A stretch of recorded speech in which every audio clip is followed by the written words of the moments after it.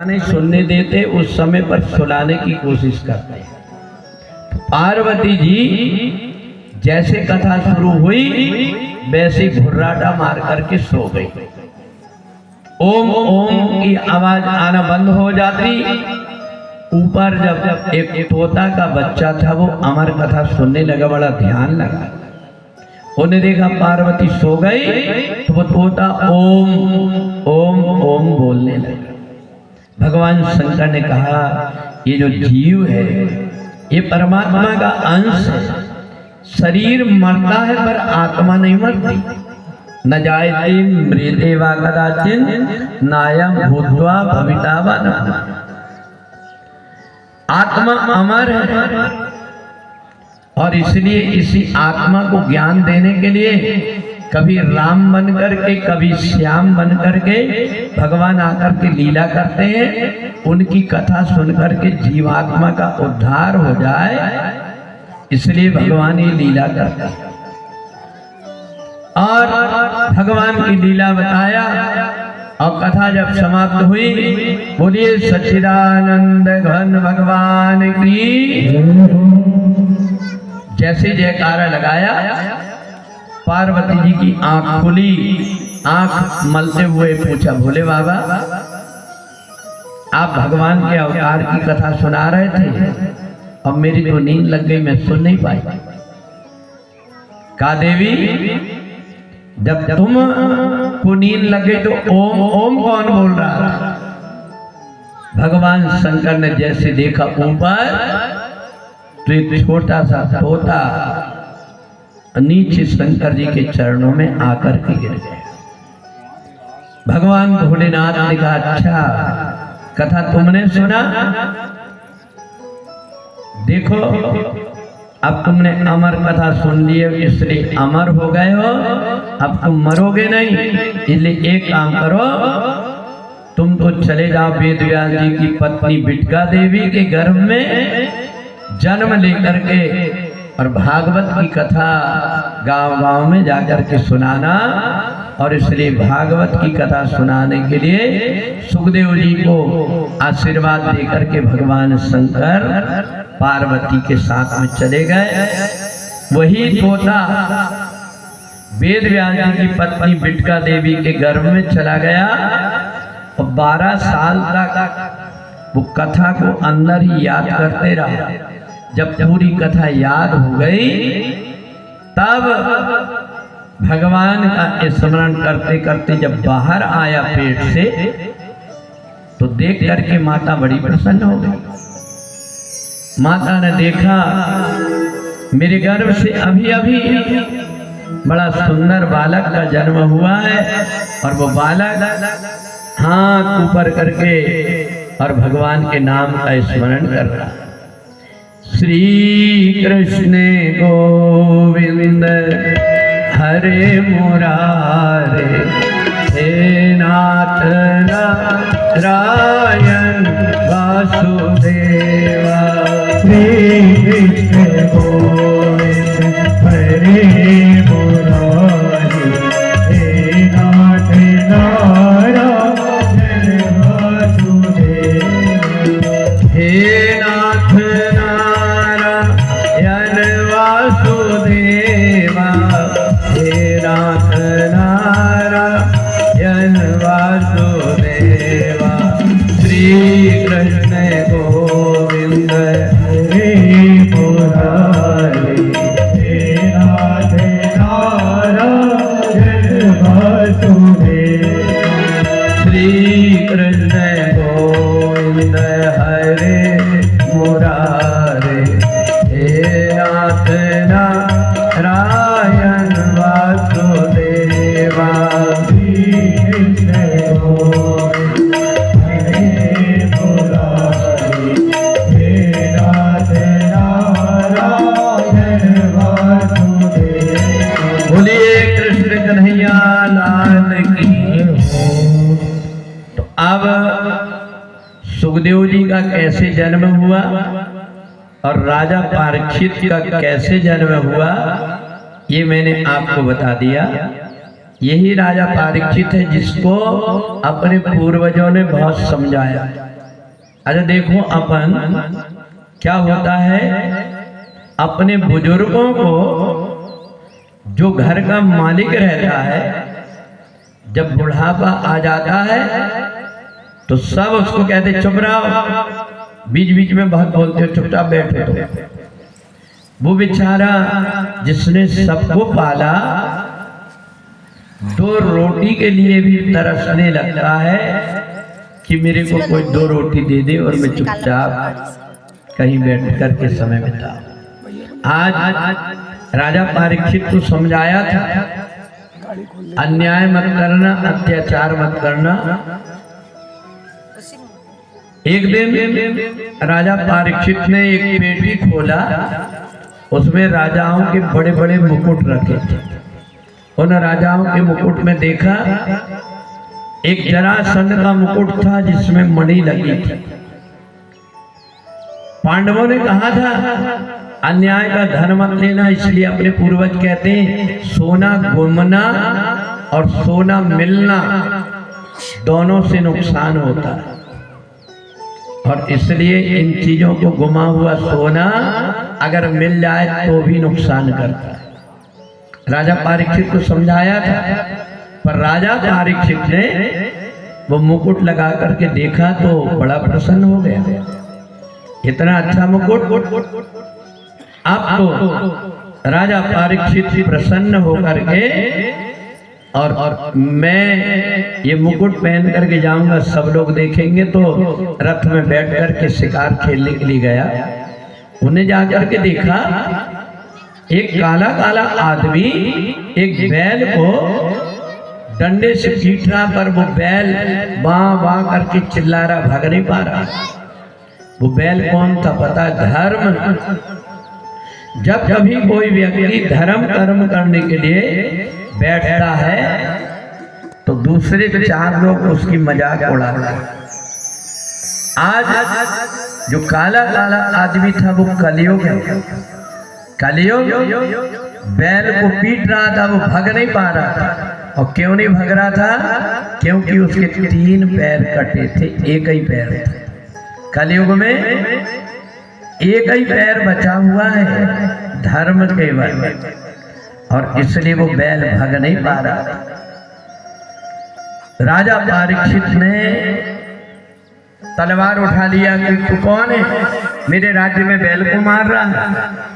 वो आदमी ने कहा महाराज पहचानो पहले हमें है कौन, ये धर्म है इसलिए मैं इसको मार रहा हूं, और मैं कलयुग। भगवान श्री कृष्ण चले गए, अब मेरा राज्य आ गया है, मैं इस कलयुग का राजा हूँ, देखना तो अब कलयुग में क्या क्या होगा। राजा परीक्षित ने कहा क्या क्या होगा? बोले कलयुग ये कैसी उल्टी गंगा बहा रहा है, कलयुग ये कैसी उल्टी गंगा बहा रहा है, कलयुग ये कैसी उल्टी गंगा बहा रहा है, कलयुग ये कैसी उल्टी गंगा बहा रहा है।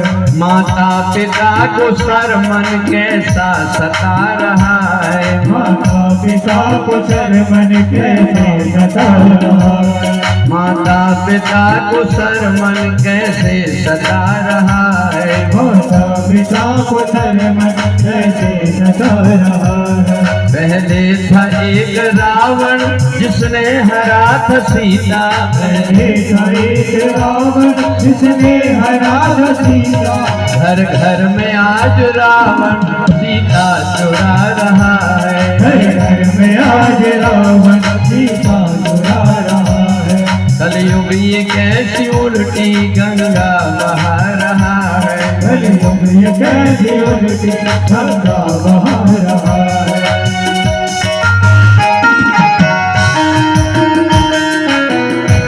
एक अर्जुन जिसने सुना था गीता, एक अर्जुन जिसने सुना था गीता, गली गली में अर्जुन रिक्शा चला रहा है, गली गली में अर्जुन रिक्शा चला रहा है। कलयुग ये कैसी उल्टी गंगा बहा रहा है, कलयुग ये कैसी उल्टी गंगा बहा रहा है। का ये बेटा भूखों से मर रहा है, मजदूर का ये बेटा भूखों से मर रहा है, और सेठ जी का कुत्ता बिस्कुट चबा रहा है, और सेठ जी का कुत्ता बिस्कुट चबा रहा है। कलयुग एक ऐसी उल्टी गंगा बहा रहा है, कलयुग एक ऐसी उल्टी गंगा बहा रहा है। अब राजा कलयुग ने, राजा परीक्षित ने जैसे ही कलयुग की बात को सुना, हाथ पैर कांपने लगे। कलयुग में ऐसा भी होगा? बोले हाँ महाराज, अब तो कलयुग का समय है। राजा परीक्षित ने कहा भैया, जब तक मैं जिंदा हूं मेरे राज्य में प्राणियों को तुम मत सताओ, मैं तुम्हें रहने के 4 स्थान देता हूं। जहां कोई व्यक्ति शराब पीता उस घर में निवास करना, जहां कोई व्यक्ति जुआ खेलता उस घर में निवास करना, जहां कहीं किसी की हत्या हुई हो उस घर में निवास करना, और जहां महिलाओं को सताया जाता हो, ये 4 जगह में तुम रहना। कलयुग ने कहा महाराज 4,32,000 वर्ष मेरे को रहना है, एक स्थान मेरी मर्जी का दे दे। राजा परीक्षित ने कहा मांगो। बोले मैं सोने में निवास करना चाहता हूं। राजा परीक्षित ने कहा सोना, ये तो हर घर में थोड़ा ना थोड़ा होता है, भले मंगलसूत्र का एक दाना के बराबर, पर सोना तो हर जगह होता है। कहा देखो सोने में तो रहना, पर वो सोने में रहना जो अधर्म की कमाई का हो। कलयुग हंसने लगा। राजा परीक्षित बड़ा चालाक बन रहा था, अधर्म के मुकुट को खुद सिर में लगाया। कहा ठीक है महाराज, मैं अधर्म के सोने में निवास करूंगा, और राजा परीक्षित के सिर में जाकर के बैठ गए। और जैसे बैठा, अब तो बुद्धि खराब हो गई राजा परीक्षित की। पहले संत महात्माओं का सम्मान करता था, अब एक मरा सांप उठाया और समीक ऋषि के गले में डाला। शिष्यों को जब पता लगा कि राजा परीक्षित ने हमारे गुरुजी के गले में मरा हुआ सांप डाल दिया, उन्हें चुल्लू में पानी लेकर के श्राप दिया, इति लंघित मर्यादाम तक्ष के सप्तमे हते। बेमर्यादी राजा, तूने हमारे गुरुजी के गले में मरा हुआ सांप डाला है, मैं श्राप देता हूं कि 7 दिन में तक्षक के काटने से तेरी मौत हो जाए। अब राजा परीक्षित जब लौट करके घर आए और मुकुट को जैसे नीचे उतारा, आंख से आंसू बहने लगे। सारी बात याद आ गई। संत महात्मा का मैं बड़ा सम्मान करता था, आज मैंने मरा हुआ सांप ध्यान में जो महात्मा पूजा में बैठे थे मैंने डाल दिया। समीक ऋषि की समाधि खोली, सांप को उतार करके नीचे रख दिया। कहा गुरुजी इन्हें तो श्राप दे दिया सरंगी ने। कहा बेटा तुमने बहुत गलती की है, कलयुग ने उसकी बुद्धि को भ्रमित कर दिया था। तुम जाओ और राजा परीक्षित को बता देना कि 7वें दिन तेरी मौत होने वाली है, अब तू कोई उपाय कर दे। राजा परीक्षित को जैसे ही पता लगा, उसने अपनी पत्नी को छोड़ दिया, बच्चों को छोड़ दिया और नंगे नंगे पैर गंगा जी की तरफ चला। आया शरण ठोकरे जग की खाकर, आया शरण ठोकरे जग की खाकर, आया शरण ठोकरे जग की खाकर, आया शरण ठोकरे जग की खाकर। हटूंगा प्रभु तेरी दया दृष्टि पाकर, आया शरण ठोकरे जग आया शरण हो मेरे जग की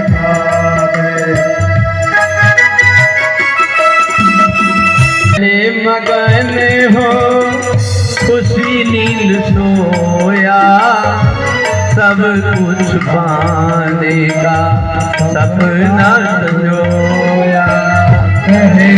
मगन हो खुशी नील सोया, सब कुछ पाने का सपना संजोया। मिला तो वही जो मिला तो वही जो आया लिखा कर, आया शरण हो मेरे जग की खाकर। आया शरण हो मेरे जग की खाकर।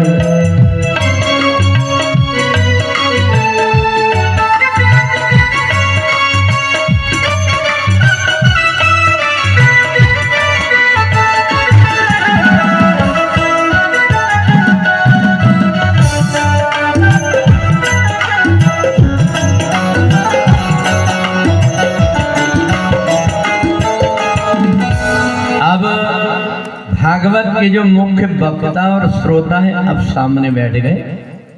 राजा परीक्षित गंगा जी के किनारे आया, देखा एक महात्मा पेड़ के नीचे बैठ करके भजन कर रहे हैं, चरणों में जाकर के गिर गए। सारे महात्मा दौड़ करके आ गए। आज सुखदेव जी बड़ी प्रसन्नता में बैठे हुए हैं। राजा परीक्षित जैसे आया गले लगाया, राजन तुम्हारे परिवार में रोज भगवान के नाम का दिया जलता है, रोज तुलसी में जल डाला जाता है, तुम्हारे ऊपर परमात्मा की बड़ी कृपा है और इसलिए मेरे को बहुत दुख लगा। कलयुग ने तुम्हारी बुद्धि को भ्रमित कर दिया और तुमने एक महात्मा का अपराध कर दिया। अब 7 दिन में तुम्हारी मौत को कोई नहीं रोक पाएगा, पर 7 दिन के अंदर तुम नहीं मरोगे। मैं तुम्हें भागवत की कथा सुनाता हूँ। और सुखदेव जी ने राजा परीक्षित को भागवत की कथा सुनाना शुरू कर दिया। और जब भागवत की कथा सुनाने लगे, कहा गुरुदेव ये बताइए कि महाप्रलय कैसे होता है। बोले जब आदमी पाप कर्म करने लगता है तो कई दिन तक के पानी नहीं गिरता, और जब पानी गिरता है तो पूरी पृथ्वी में पानी पानी हो जाता है, सब व्यक्ति डूब करके मर जाते हैं। केवल भक्तों को ब्रह्मा जी बचा करके और फिर से सृष्टि का पालन करने के लिए और फिर से रचते हैं। आदि शक्ति भगवती जगदम्बा उस समय पर पानी पानी में, और जब किलोल करती है तब 3 देवता पैदा होते हैं। तो कहा गुरुदेव सृष्टि की उत्पत्ति कैसे होती, मेरे को ये बताइए। सृष्टि जन्म के से भई हो मैया सृष्टि जन्म से भई हो।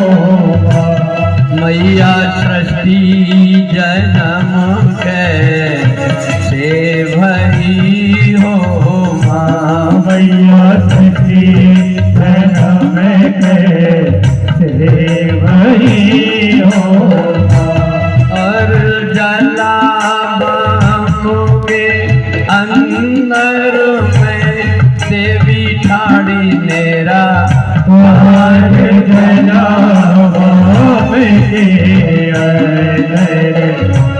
देवी ठाड़ी तीन भपोला उनके आ गए। मैया करत बेचार जन्म से भई हो। मैया जन्म से भई हो। मैया धरती जन्म से भई जन्म कैसे भई होगा। और पहलो भोला जब थोड़ी है ब्रह्मा ले न आवे। और पहलो भोला जब थोड़ी ब्रह्मा ले अवतार। चार वेद उनके संग में ब्रह्मा करत विचार। सभी जन्म कैसे भई होगा।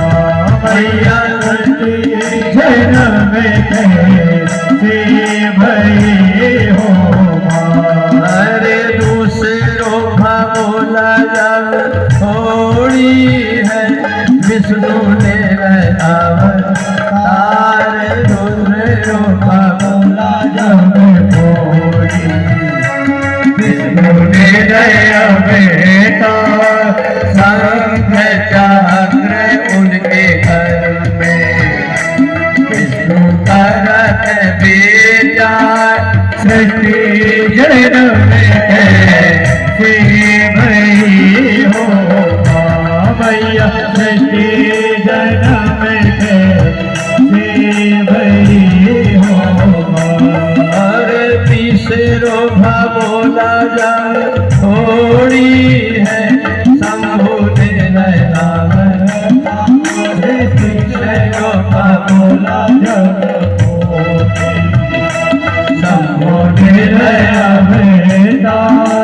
ढूंढना दिया संग में शंभु करत विचार। सृष्टि जन्म कैसे भई होगा। मैया सृष्टि जन्म कैसे भई होगा। जय जय जय जगदम्बे राखो मेरी लाज। जय जय जय जगदम्बे राखो मेरी लाज। हम सब विनय सुनावे मैया तेरे धन्यवाद। सृष्टि जन्म कैसे भई होगा। मैया सृष्टि जन्म कैसे भई होगा।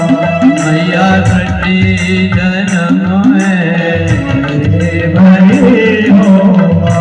बोले जगदम्बा मैया की जय। जय हो। राजा परीक्षित ने पूछा जिसकी मृत्यु का समय नजदीक आ गया हो,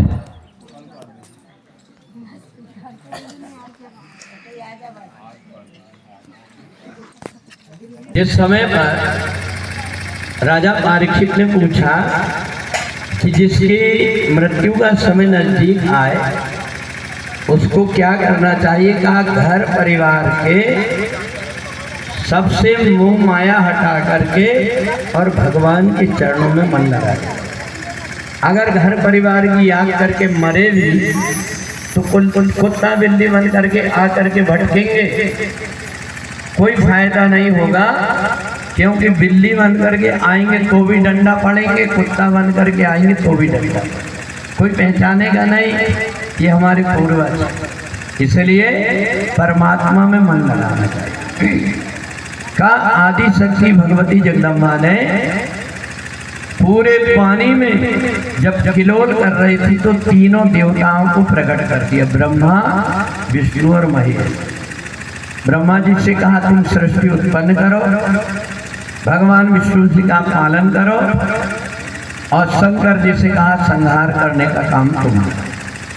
अब भगवान विष्णु ने सोचा मेरा काम बाद में आएगा, सृष्टि उत्पन्न होगी तब। तो पानी में भगवान विष्णु सो गए, और जैसे सोए तो उनके कान से एक मैल का टुकड़ा गिरा और वो दो टुकड़े हो गए, और उससे दो राक्षस पैदा हो गए, मधु और कैटा। अब इधर जब मधु कैटअप को भूख लगी तो ब्रह्मा जी के पीछे दौड़े खाने के लिए। ब्रह्मा जी ने माता जी की याद किया। विश्वेश्वरी जगत धात्री स्थिति संहार कारिणी निद्रा देवी की जैसे याद किया, आदि शक्ति भगवती जगदम्बा आ गई। भगवान विष्णु ने मधु और कैटअप दोनों को जैसे मारा तो पानी में एक ढेर बन गया लाश का, और वो सड़ कर की मट्टी बन गई। इससे ये पृथ्वी बनी। इसलिए पृथ्वी का एक नाम है मेदिनी। अपन जब कभी पूजा करने बैठते हैं तो कहते हैं बिना आसन के नहीं बैठना चाहिए, क्योंकि ये मिट्टी मांस की बनी हुई, मधु और कैटअप के मांस से बनी हुई है। ये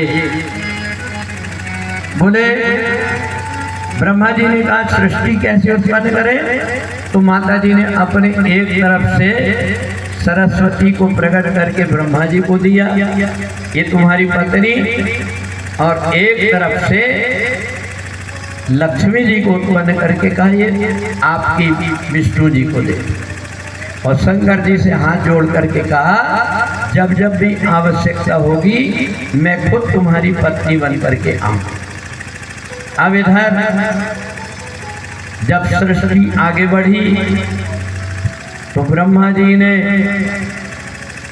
4 कुमारों को उत्पन्न किया, 10 ऋषियों को। सबने मना कर दिया हम गृहस्थी में नहीं जाते, तो फिर मनु और शत्रुपा का एक जोड़ा पैदा किए, जिसकी 3 कन्या देवहूति, आकुति और प्रसूति हो गई, और 2 बेटे हुए उत्तानपाद और प्रिय।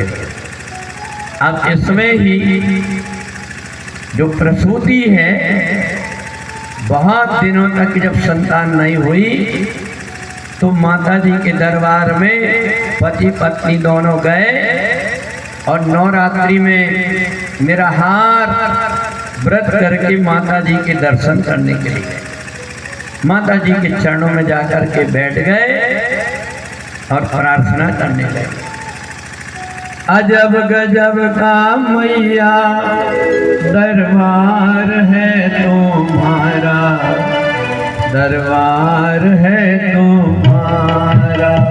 अजब गजब का मैया जी दरबार है तुम्हारा, दरबार है तुम्हारा। अजब गजब का मैया जी दरबार है तुम्हारा, दरबार है तुम्हारा। अजब गजब का मैया जी दरबार है तुम्हारा, दरबार है तुम्हारा। यही रूप देखन को मैया आऊंगा रमारा, यही रूप देखन को मैया आऊंगा रमारा। अजब गजब का मैया जी दरबार है तुम्हारा, दरबार है तुम्हारा। अजब गजब का मैया जी दरबार है तुम्हारा, दरबार है तुम्हारा।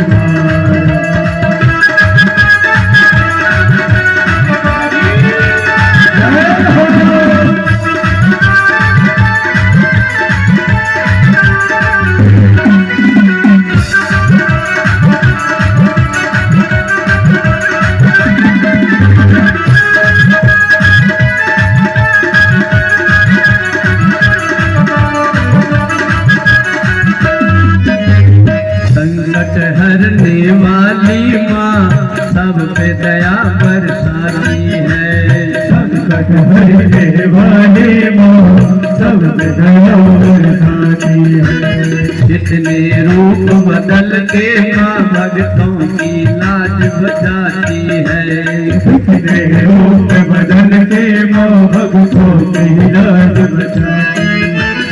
तेरी कृपा से चमकेगा माँ हर संसार हमारा, तेरी कृपा से चमकेगा घर संसार हमारा।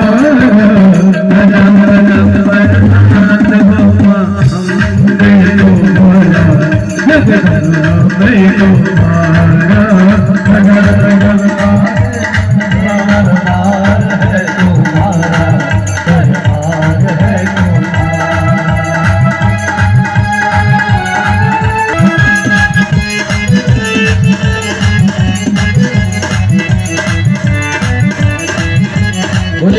भगवती जगदम्बा ने कहा मैं हिमांचल के यहाँ जन्म लेकर के आ रही हूँ। और उस समय आदि शक्ति भगवती जगदम्बा हिमांचल के यहाँ पार्वती जब बन करके आई तो नारद जी ने हाथ देखा, हाथ देख करके बता दिया कि बेटी को कैसा वर मिलेगा। जोगी जटिल काम मन नगन अमंगल भेष, अस स्वामी यही कह मिले परी हस्त असरे। नारद जी ने देख करके कहा कि देखो ये जो पार्वती है इसको बड़ी बड़ी जटाओं वाला मरघट में रहने वाला पति मिलेगा, जिसके ना कोई माँ होंगे ना बाप होंगे, ना जिसके सास ससुर होंगे, ना देवर जेठ होंगे, ऐसा पति मिलेगा। अब तो पार्वती जी समझ गई कि ऐसे तो केवल मेरे भोले बाबा। अब देखो इधर माता पार्वती जंगल में जाकर के जब तपस्या करने लगी तो भादो मास के शुक्ल पक्ष की तीज के दिन रेत के उनने शंकर जी बनाई और बढ़िया बांस का तीजा बना करके और मंडप बना करके जब पूजन किया तो माता पार्वती के तीजा के व्रत के कारण भगवान शंकर प्रकट हो गए।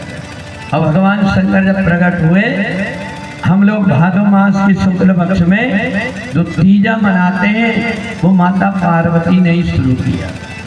भगवान भोलेनाथ ने कहा देवी तुमने जो व्रत किया ये व्रत का नाम तीजा रहेगा, और जो भी महिलाएं ये तीजा का व्रत करेंगी मेरी हमेशा भक्ति में उनका मन लगा रहेगा। और इसलिए महिलाएं और कन्याएं तीजा का व्रत करती। अब इधर भगवान शंकर ने पार्वती को कह दिया कि मैं तुम्हारा पति बनूंगा और मैं तुम्हारे साथ विवाह करने को तैयार। अब इधर भगवान शंकर ने सोचा कि अब मैंने कह तो दिया विवाह करने की, अब शादी की तैयारी कौन करेगा। तो देखो हिमांचल बड़े प्रसन्न हो गए कि हमें बहुत अच्छा जमाई मिल रहा है। और इधर शंकर जी ने देखा कि अपनी शादी की तैयारी कौन करेगा, घर में कोई भी नहीं भूत प्रेतों के अलावा। तो इसलिए शंकर जी ने मन में विचार किया, ब्रह्मा जी को कहा कि आप जाकर के लगुन को दे करके आ जाओ। तो ब्रह्मा जी लगुन दे करके आ गए। अब इधर सारे देवता अपनी अपनी तैयारी कर लिए और शंकर जी के घर में कोई तैयारी करने। शंकर जी ने कहा आप क्या करें, अपने वे रिश्तेदारों को बुलाओ जो हमेशा काम आते। और कौन थे वो? भूत प्रेत चुल्हेड़न ये सब। शंकर जी ने डमरू बजाया, सारे भूत प्रेत आ गए। कहा भोले बाबा आज्ञा करिए। कहा तुम्हें दूल्हा की तैयारी करना आता? भूत प्रेतों ने कहा कभी हम तो दूल्हा बने नहीं, फिर आप हमें बताते जाओ हम वैसे वैसे करेंगे। शंकर जी ने कहा अपने घर में सामान तो कुछ भी नहीं। कहा हल्दी लगाते दूल्हा को, तो इसलिए क्या करें? बोले हल्दी की जगह तुम ये भस्मी कुंड की लेकर के और ये लगा। आप भूत प्रेत भगवान शंकर का श्रृंगार कर रहे हैं। शिवाई शंभु गण करई श्रृंगार,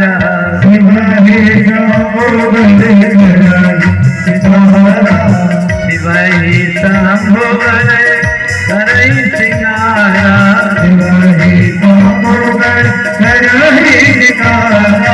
जजा मुकुट मही मोर समारा,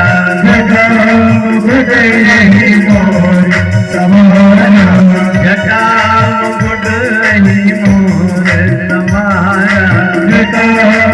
के यही मोहे कुंडल कंगन पहरे प्याला,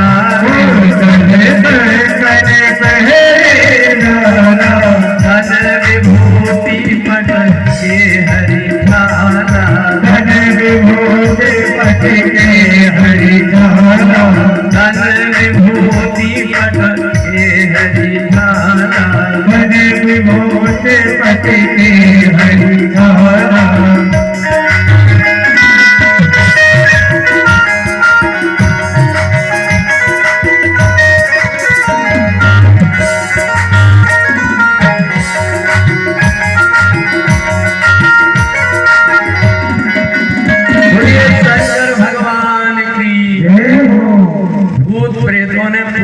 शरीर में हल्दी की जगह भस्मी लगा दिए।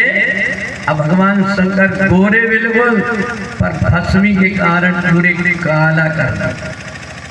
अब एक भूत ने कहा कान में कुछ पहना, का कान तो छेदे नहीं है। एक ने उठाया त्रिशूल और खटाखट दोनों में छेद कर दिया और ऐसे सांप लेकर के कुंडल पहने, कुंडल कंकन पहरे ले आया।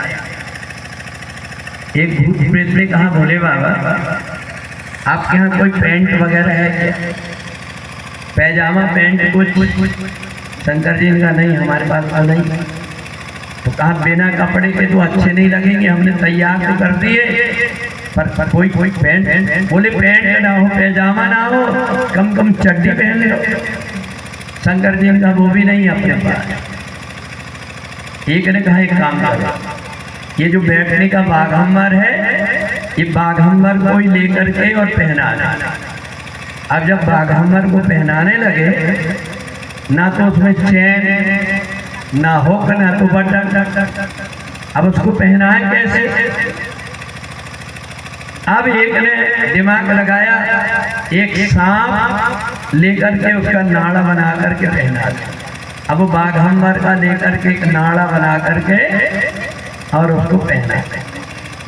अब जब शंकर जी से कहा कि अब बाजा, बोले बाजा के लिए अपने पास कुछ पैसे ले ले नहीं, और एक काम करो अपन डमरू बजाते चले चलते।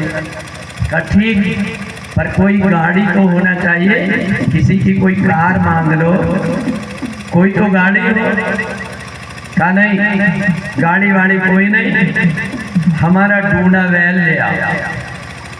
अब भूत प्रेतों ने कहा ये डूड़ा बैल सब सूख गया है, बूढ़ा हो गया है, इसलिए उसको जितने भी पेड़ की पत्तियां उससे लेकर के उसको ऐसे सजा दिए। अब ये पता नहीं लग रहा कि उसकी पूंछ किधर है और सींग किधर है। शंकर जी को बूढ़ा बैल के ऊपर बिठा दिए और भूत प्रेतों ने कहा चलो अब चले। अब शंकर जी की जब बारात चली तो देवताओं ने सोचा अगर शंकर जी के साथ चलेंगे तो ये भूत प्रेत चैन नहीं लेने देंगे, इसलिए अपन इनसे अलग अलग चले। अब भूत प्रेत लेकर के भगवान शंकर चले। अरे नाचे बराती संग रे, नाचे बराती संग रे, भोले बाबा दूल्हा बन गए, नाचे बराती संग रे। नाचे बराती संग रे, नाचे बराती संग रे, भोले बाबा दूल्हा बन गए, नाचे बराती संग रे। तबला ढोल बजे चटकूला, चले बराती संग रे।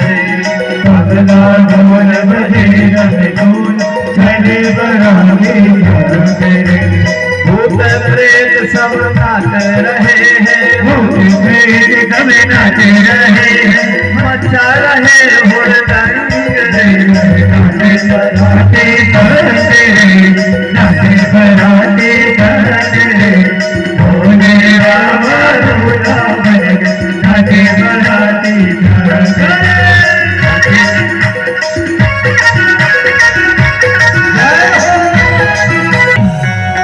शंकर जी की जब बारात चली तो भूत प्रेतों को देख करके जितने भी हिमाचल वाले थे वो सब अपने घर में घुस गए।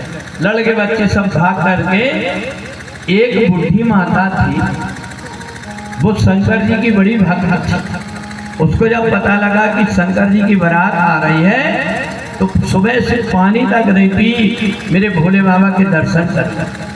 और जैसे भोले बाबा को देखी तो देख करके नाचने लगी। शंकर जी को बड़ी दया आई कि देखो तो ये सारे जवान सब भग गए और ये बुढ़िया लकड़ी टेकते टेकते और मेरे को देखने के लिए खड़ी।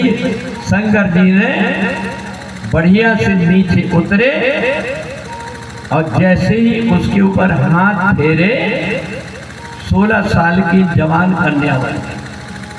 अब जैसे वो जवान कन्या बनी और जब घर में गई गांव में तो बुढ़ा बुढ़ियों ने देखे, अरे राम राम, ये तो कोई दाई है, लकड़ी टेक के गई थी 16 साल की होकर के आ गई। अब इधर गांव के जितने बुढ़े लोग अपनी अपनी बुढ़ियों से कहा तुम भी जाओ, 16 साल की कन्या बन जाओ, भी जाओ। अबे बुढ़िया कहे नहीं नहीं, हम अभी ऐसे नहीं लेकर के आ गए, अभी हम कहेंगे। सारे बुढ़ा अपनी बुढ़ियों को जबरदस्ती भेज रहे। नंदी ने कहा भोले बाबा आपने एक बुढ़िया को 16 साल की क्या बना दिए, तो लाइन लग गई। शंकर जी का रुक जाओ, कहाँ है बिच्छू ततैया? उनने ततैया को लिया और जब फेंकना शुरू किया बुढ़ियों के यहाँ, तो सूखी सूखी बुढ़िया गई थी, डेढ़ डबल होकर चली आ रही। लड़कों ने कहा देखो ये 16 साल की बनने गई थी, फुग्गा बन करके आ रही। अब इधर हिमाचल की पत्नी जो बहना है, उन्हें देखा देवता आ रहे हैं, बड़ी प्रसन्न हो गई। उनने तुरंत इंद्र को हाथ जोड़ा, बोले आप ही दूल्हा है। इंद्र कह रहे नहीं नहीं, मैं तो भोले बाबा का सेवक। बोले सेवक इतने सुंदर, आगे चले। अब इतने में आए भगवान विष्णु। अब पार्वती की माँ फूल छोड़ने लगी, कहा नहीं नहीं, मैं दूल्हा नहीं हूँ, मैं तो दूल्हा का मित्र हूँ, दूल्हा पीछे आ रहा है। पार्वती की मैया ने सोची जब उनके मित्र इतने अच्छे तो दूल्हा कितना अच्छा होगा। नारद जी ने सोचा अपन एक तरफ सटक जाओ, नहीं तो अपनी ही पिटाई पड़ेगी, अपन नहीं दूल्हा बनाए बताए। अब इधर जब शंकर जी की बारात आई तो पार्वती की माता ने खवासन को तुरंत 16 हाथ की साड़ी दी और कहा एक काम कर, तू पूरे गांव में जाकर के निमंत्रण दे के आ जा। अब वो खवासन ने बढ़िया नई साड़ी पहनी और पूरे गांव में जाकर के निमंत्रण दे रही। अरे देखन काहे ना चले रे, देखन काहे ना चलो, भोले शिव शंकर की बारात आ गई। देखन काहे ना चलो रे, देखन काहे ना चलो, भोले शिव शंकर की बारात आ गई। देखन काहे ना चलो रे, देखन काहे ना चलो, भोले शिव शंकर की बारात आ गई। देखन काहे ना चलो रे, देखन काहे ना चलो, भोले शिव शंकर की बारात आ गई। बूढ़े बैल पे करे सवारी, पिए धतूरा भांग, बूढ़े बैल पे करे सवारी, पिए धतूरा भांग। कान में उनके कुंडल होए, गले में सुरजंग दे। देखन काहे ना चलो रे, देखन काहे ना चलो, भोले शिव शंकर की बारात आ गई। देखन काहे ना चलो रे, देख काहे ना चलो, भोले शिव शंकर की बारात आ गई। देखन काहे ना चाहे न चलो भोले शिव शंकर की बारात आ गई। बोले शंकर भगवान की जय हो। अब इधर जितने बूढ़े बूढ़े सांप थे शंकर जी से कहा करता और कितनी दूर चलना, हम तो थक गए। शंकर जी का एक काम करो, जो जो नहीं चल पा रहे हैं उनको बोरा में भर दो। बोरा में भर भर के नदिया पर रख लिए। ततैया ने कहा हम भी बहुत थक गए, सब पीली वाली प्लास्टिक में लेकर के ततैया भर लो और सफ़ेद वाली प्लास्टिक में बिच्छू को भर करके हमारे नंदी को भर रख दो। अब उधर खवासर ने देखी, बोले जीजा जी इतना माल ये काय के लिए लाया? बोले पंडित जी का और खवासाई का सामान है। आप तो खवासर बड़ी प्रसन्न हो गई, दूल्हा बड़ा माल वाला। पंडित जी के पास गए, पंडित जी बोले मेरे को खाली हाथ तुम कोई काम मत बताना, जितना नेक मिलेगा अपन आधा आधा बांट लेंगे। पंडित जी का ठीक है। अब इधर खवासन चली गई निमंत्रण दे करके सबको। अब यहाँ थाली लेकर के खड़ी पार्वती की माता का अब दूल्हा आते होंगे। अब इतने में जब शंकर जी की बारात आई तो जितने भूत प्रेत हैं उन्हें देखा थाली में बतासा रखे, सब उठा करके खाने लगे। एक ने पानी रखा था लोटा में उठा करके पी गया, एक ने आटा के दिया बने थे वो दिया उठा करके खा गया। माता पार्वती ने देखी ये भूत प्रेत, ये कोई बारात, थाली पटक करके और चली गई। पार्वती जी को गोद में लेकर के रोने लगी। ऐसे पागल के साथ में अपनी बेटी का विवाह नहीं करती।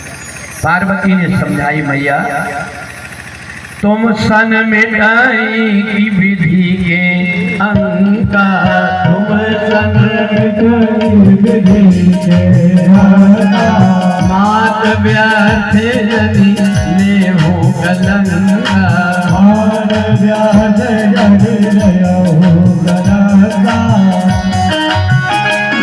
पार्वती जी ने कही मैया मेरे भाग्य में जो रहेगा वही तो मिलेगा ना, इसलिए तुम ऐसा बोल करके कलंक मत लो। नारद जी ने समझाया, देखो ये तो शंकर जी की लीला है, तुम इसको देख करके परेशान मत हो। ये पहले जन्म में सती थी, उस समय भी शंकर जी ही पति थे, अब फिर से शंकर जी से ही इनका विवाह होगा, तुम चिंता मत करो। अब इधर भगवान शंकर बारात लेकर के जब आए, पार्वती जी को अब लेकर के आ जाओ। रच रचे हैं हिमाचल राजा प्यार, पार्वती आ रही मन